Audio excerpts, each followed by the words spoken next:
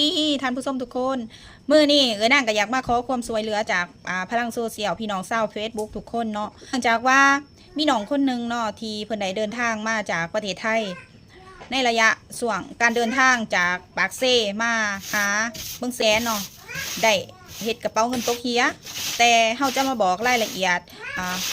ว่าจุดเฮียแท้ๆหั่นแม่นอยู่ไสเนาะก็คือน้องมีชื่อว่ามุกนามสกุลโพสีอยู่บ้านห้วยโกเมืองมลประโมกแข้งจำปาซักเนาะน้องได้เดินทางมาจากประเทศไทยวันที่31ก็คือเมื่อวานนี้ขี่รถจากปากเซ่เที่ยวเสามาเมืองแสนเนาะแต่ว่าก่อนจะหอดเมืองแสนมาหอดหน้าเสือกเพิ่นได้ซื้อเครื่องซื้อของอยู่หันแล้ว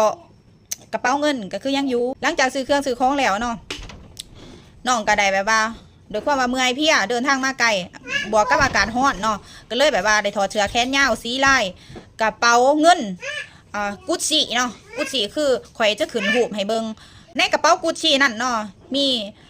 กระเป๋าหน่อยๆอยู่ข้างในหัน2 อันกระเป๋าหนึ่งจะเป็นกระเป๋าเงินบาทมีจำนวนเงินบาทหันอยู่ที่13,400เป็นใบ1,000หัน13 ใบเป็นใบ100หัน4 ใบเนาะเงินกีบประมาณ2 ล้านกีบมีแต่ใบแสนเนาะในกระเป๋าเงินบาทหันมีบัตรเครดิตแล้วก็มีซิมไทยเนาะและอีกกระเป๋าหนึ่งเป็นกระเป๋าน้อยๆที่เป็นใส่เศษเงินเป็นเศษเงินกีบในนั้นมีพวกใบ1,000กีบหรือใบ2,000นี่แหละประมาณ20 ปลายพันเนาะในกระเป๋ากุชชี่ที่เพิ่นสะพายหั่นนะกระเป๋าใหญ่หั่นก็คือมีพวกตะกุดพวกผ้าพวกสายสากมีพาสปอร์ตนะคะเวลาที่เกิดเหตุเนาะส่วงเวลา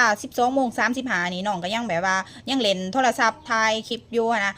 หลังจากนั้นน้องก็ได้เพ้อรับไปเอาเสื้อถอดออกแล้วก็เอากระเป๋าเงินหันมาม้วนหัวนอนตื่นขึ้นมาอีกเทื่อนึงอยู่ก่อนที่ขามครัวอยู่บ้านหาดเนาะปรากฏว่าบ่เห็นกระเป๋าเงินแล้ว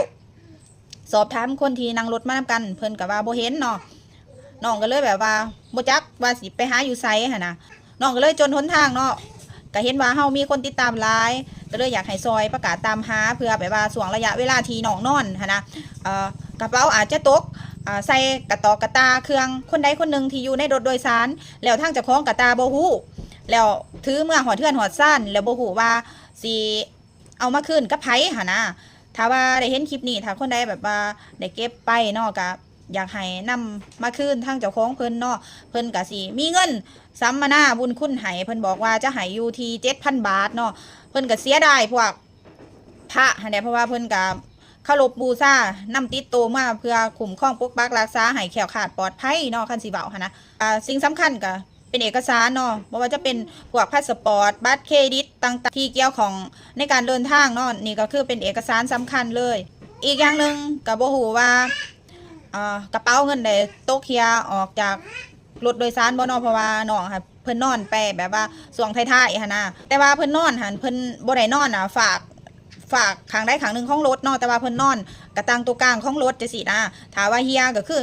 คิดว่าน่าจะเฮียอยู่ในหันแล้วสันนิษฐานเนาะคำว่าสันนิษฐานน่ะนะเฮาก็บ่จักว่าสิไปถามหากับไผเพราะว่าตื่นขึ้นมาก็บ่เห็นเนาะและอีกอย่างนึงก็